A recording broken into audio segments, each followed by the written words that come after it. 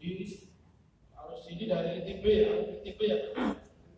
Kemudian Pak Heru, kemudian Pak Sorek. Ini menarik, nanti saya komparasi biar forum ini tidak disebut hoax ya. Jadi ketika saya berceramah Anda harus tanya, maniman kalau ada tanya pribadi bayarannya mahal. Kalau tanya pribadi kantor saya, anak saya sudah nanya, Bu, nanti capnya sekian, bawa ATM apa enggak, atau kredit, kalau enggak geser.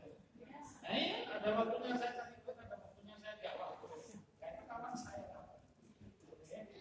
Jadi Bu Nur, memang banyak pertanyaan disampaikan ke kita. Awalnya harus dipahami dulu filosofinya. Kenapa harus dibentuk tim sus?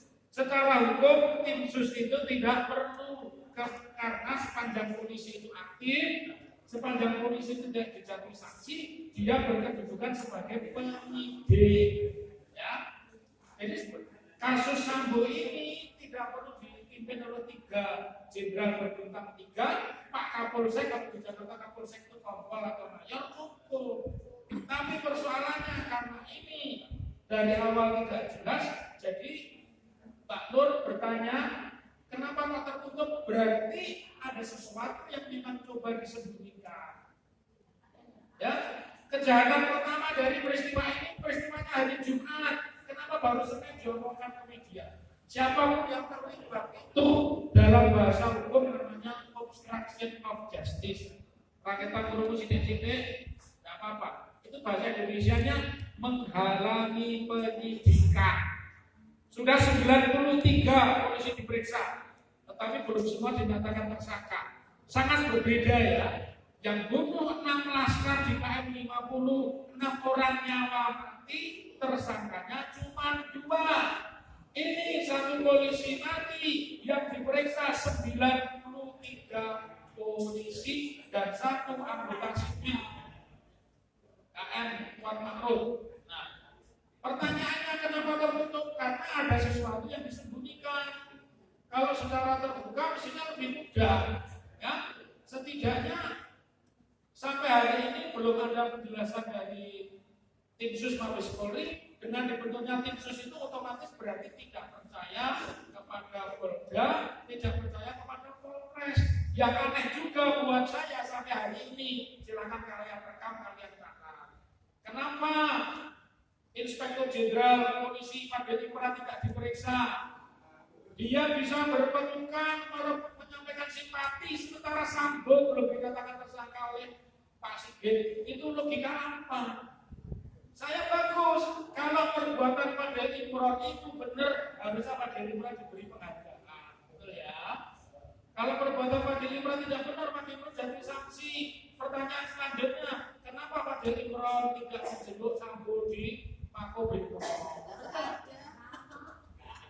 Bukan pertanyaannya bahwa itu diviralkan, Padeli Pura simpati, peluk-pelukan kayak habis.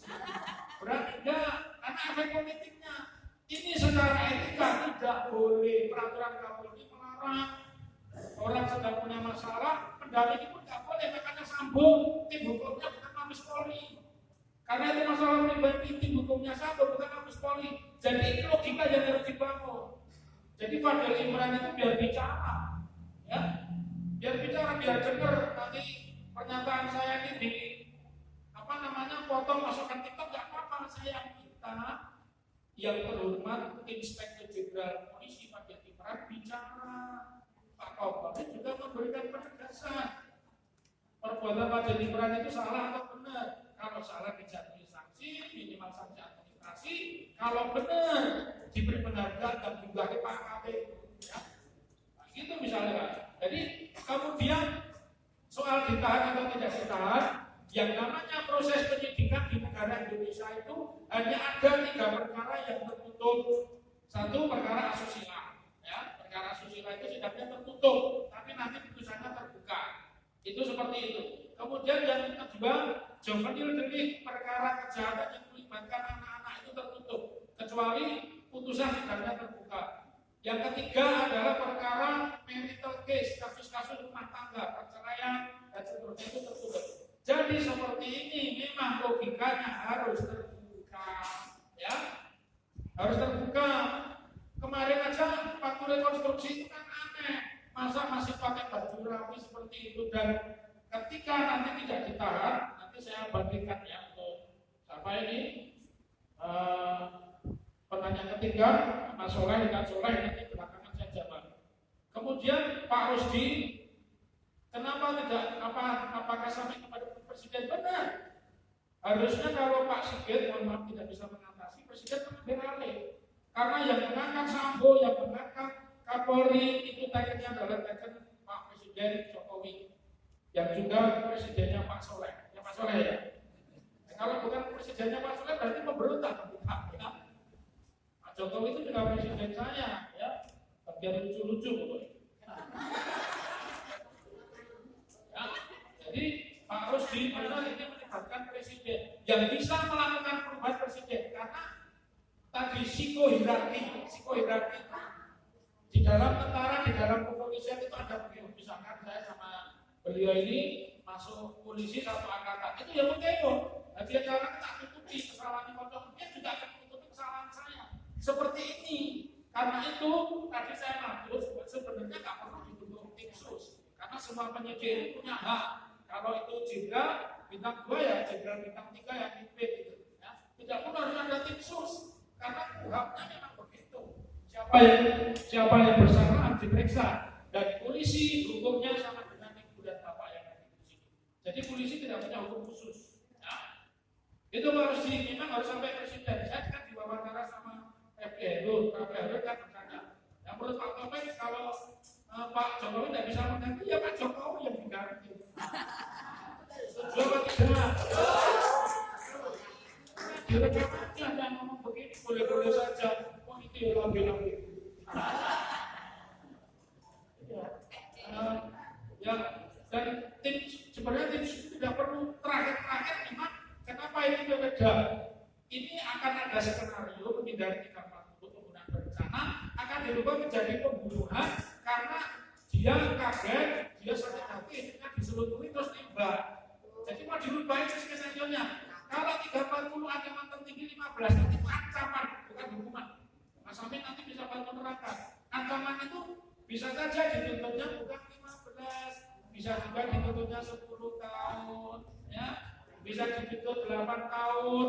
Wong jenenge juragan ceti jangko saja yang katanya cuma kena 1 tahun lindes orang mati, anak polisi yang lindes. Hah? Betul enggak? Jadi saya bicara pakai data, kalau kamu bantah saya ya kamu bantah pakai data. Dan saya yakin bosnya Indako nggak berani bantah. Ya. Karena kalau bantah saya malah tambah panjang. Benar? Nanti pasti akan saya tanya, jaksanya siapa, hakimnya siapa. Dan harap diketahui Allah itu maha adil. Jaksa yang menuntut Indako itu, saya sebenarnya nggak enak ya. Ini obligat apa enggak? Itu mahasiswa saya ngajar di UMS. Itu ditangkap KPK. Ya, mahasiswa itu ditangkap. Mahasiswa itu suami istri itu mahasiswa saya waktu saya ngajar di UMS. Ya, itu ditangkap KPK. Ya, kasus di Jogja. Ya, tapi nggak usah saya sebut namanya, Anda cari di Google jaksa yang nangani Bos Indako siapa. Jadi masih mungkin. Kemudian Pak Heru, saya sih sebenarnya ketika menuntut keadilan itu tidak cukup melibatkan polisi, tapi teman-teman Nasrani satu ketika juga hadir. Karena negara ini juga dibangun bersama-sama. Ya, saya terima di Instagram Mas Taufik, dia orang Manado yang mengikuti semua aktivitas saya. Mas, kenapa nggak ada orang Kristen yang jadi pembicara di tempatnya Mas? Nanti lain kali saya juga bilang sama Mas Hasto, nanti lain kali diskusi ini lebih besar, kita undang polisi. Kalau mau datang, kalau saya dengan gembira, mau dihadirkan di sini Pak Kapolres langsung saya suka, Kasat Reskrimnya langsung saya suka, ya. Tapi nanti tiba-tiba ada udah Kapolres atau Kapolsek. Ya kalau Kapolsek lawannya jangan saya, yang lain aja. Yang lain jangan. Ya. Kalau yang datang Pak Kapolres saya hormati, Kombes saya hadir. Tapi Pak Kapolres saya hadir karena saya kenal sama keduanya. Pak Kapolresnya itu malah adik junior saya di SMA 3, ya. Abioso, Brigjen Polisi Abioso itu adik kelas saya.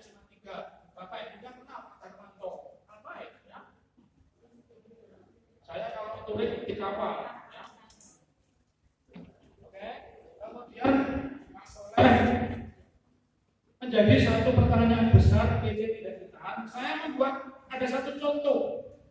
Di Birun ini ada ibu punya 3 bayi kembar, 2016 dia dituntut calon PNS, 2018 dia ditahan dan dimasukkan penjara, nuwun sewu ganti popok, nempel susu dan lain-lain ditahan. Ini yang saya kritik dari polisi, dari jaksa, dari hakimnya, jelas mereka tidak berpaham hukum progresif dan mereka tidak berperi kemanusiaan. Jadi tidak bisa menyalahkan polisi karena sudah ditahan itu urusannya hakim dan jaksa. Kenapa? Kalau Bu Sambo ya, yang alasan sakit punya bayi kecil terlalu banyak pembandingnya. Jadi kalau banyak ditulis K-nya sampai 12, terus K-nya 1, saking banyaknya banyak. Ya. Pembandingnya terlalu banyak. Ibu di Biren ini punya bayi kembar, belum ada usianya 6 bulan. Kita kayak disusoni di dalam negara pokok yang gila siapa? Semua penegak hukum yang gila. Betul apa betul? Kalau dia menyalahkan polisi sudah selesai, polisi dilimpahkan ke jaksa itu urusannya jaksa sama hakim mesti dengan pertimbangan kemanusiaan dilepaskan. Maka menjadi pertanyaan besar. Untuk apa? Tadi sudah disinggung oleh Mas Sobar Sakur ya. Bahwa polisi ketika menetapkan tersangka memakai kata pro justisia hukum, jaksa ketika menuntut demi keadilan berdasarkan yang maha esa, hakim memutus demi keadilan berdasarkan. Jadi kalau ada jaksa nahan orang yang punya anak balita sampai nyusui nyatai ganti pokok dan seterusnya ditahan, itu menurut saya dia nggak layak. Jadi jaksa dan hakim serta polisi yang nggak layak hidup di negara Pancasila. Betul apa betul? Karena dia lupa di situ ada demi keadilan berdasarkan ketuhanan yang maha esa. Tuhannya di mana? Ya, betul nggak? Ini pertanyaan Mas Heru ini, pertanyaan Mas Soleh ini bagus ya. Jadi kemudian tentang akuntabilitas Sambo kita semua juga berharap Pak Sambo itu diberdasarkan, jangan seperti rekonstruksi. Kenapa? Karena perkara ecek-ecek Dr. Anton Permana, perkara ecek-eceknya Gus Dur, perkara ecek-eceknya Ahmad Dhani, perkara ecek-eceknya Ustadz Habib Rizik Syihab, semua diborgol sekolah diperlihatkan. Betul apa betul? Ini tidak diketahui ya. Karena itu pekerjaan ibu dan bapak serta saudara-saudara yang ada di sini belum selesai. Nanti dimonitor di kejaksaan di pengadilan. Jangan sampai jaksanya sakit kebun. Betul. Karena bisa saja dengan alasan kemanusiaan polisi tidak ditahan, nanti alasan kemanusiaan kok kepada orang kaya. Betul nggak? Kalau secara normalnya perkara pembunuhan itu tidak mungkin ada penangguhan. Ya, yang bisa ditangguhkan di negara ini cuma 2, kalau pelakunya anak-anak, yang kedua alasan sakit, dan yang ketiga karena pasal 44 Rotora Genel 1/2 ya. Itu boleh kami kalau bisa memasak baju bagus seperti itu, bisa milih tasnya bagus, bukan tas kresek. Itu bagaimana sebutan objektifnya bahwa dia dalam keadaan sakit, ya? Jadi referensi hukum tidak berlaku terhadap kasus ini. Barangkali itu yang bisa saya sampaikan. Ini sudah pukul 11:20 ya. Cukup Mas Amin ya. Kembalikan.